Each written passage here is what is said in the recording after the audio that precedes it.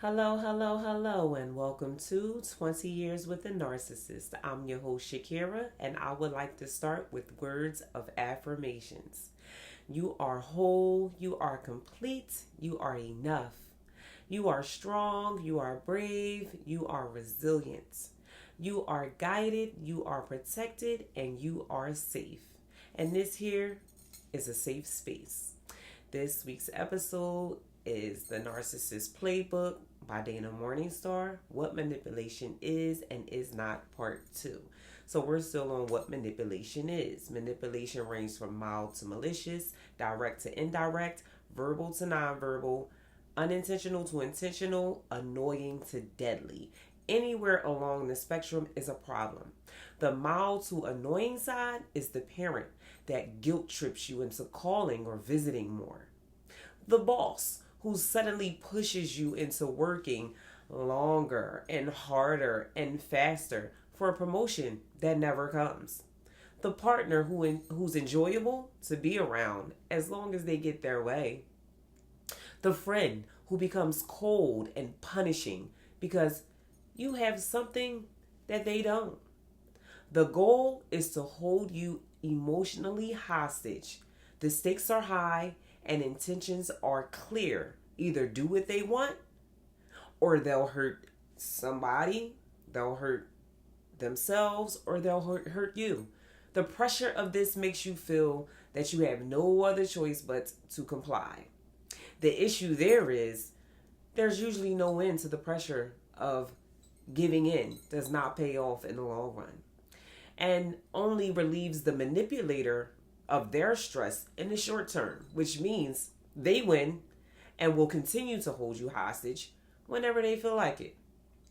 Examples of emotional captivity are threatening to commit suicide, which is what my narc did after, he brought home the third STD because he knew, or it seemed as if, I was really going to be all the way done with him.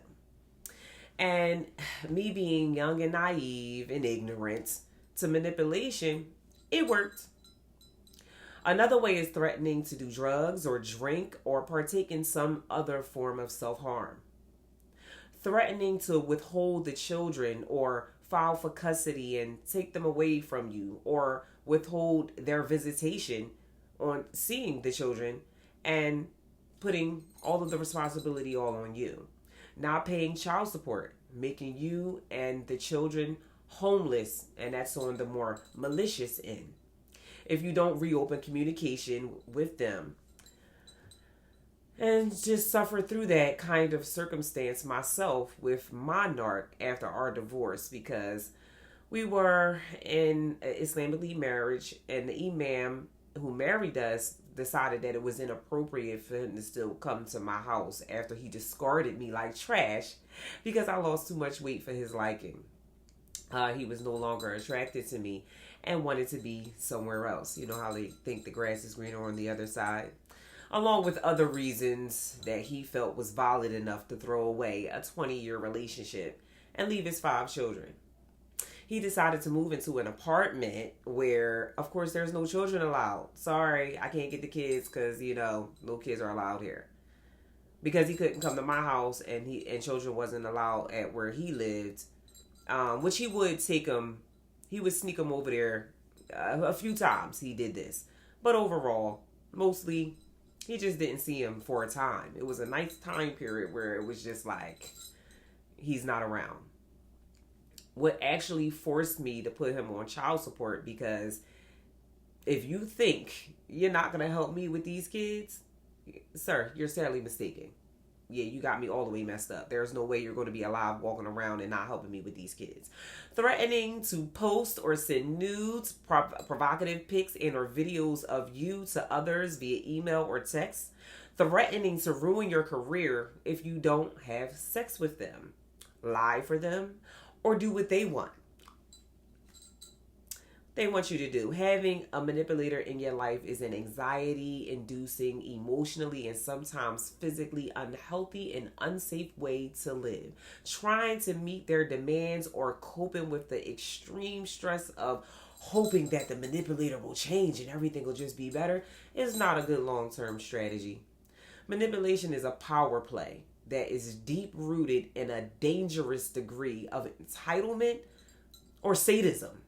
The driving force at this level is a pathological need for control. The only way the manipulator is satisfied is if the target is sufficiently destroyed emotionally, physically, or both. At this level, the target's reality has probably become the manipulator's reality and tends to blame themselves for the treatment that they are receiving.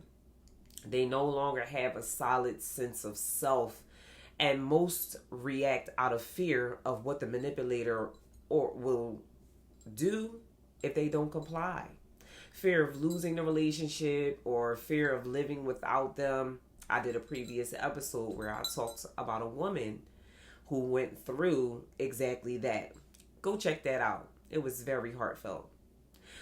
When someone is going through this degree of mental anguish, especially by someone that they love and care about, it could make you feel like you are literally losing your mind, which I also talked about in a previous episode, especially if they are unaware that they are even being manipulated and abused, like I was throughout my narcissistic relationship, because I had no idea. But once you realize that you have been being abused, the guilt, the shame sets in. And now, how could you love somebody or miss somebody who treated you so badly? If they don't realize that they're being abused, they tend to believe that their relationship just has some issues, or we just going through some things, and eventually become devastated and broken and not understand why, which will result in the target continuing to be compliant in the relationship, feeling like they love this person, not realizing they are not being loved. This is not what love looks like or feels like at all. Love does not hurt. It is the lack of love that is hurting you. Once again, this is why I do this podcast. I need and want everyone to know what manipulation is, what it looks like, what it feels like, so that you do not remain in an unhealthy situation with anyone that is treating you in this manner. I'm going to end the episode here. I would like to thank you all for watching. Remember, you are guided, you are protected, and you are safe. Short and sweet is how we're going to end this episode. Thank you all.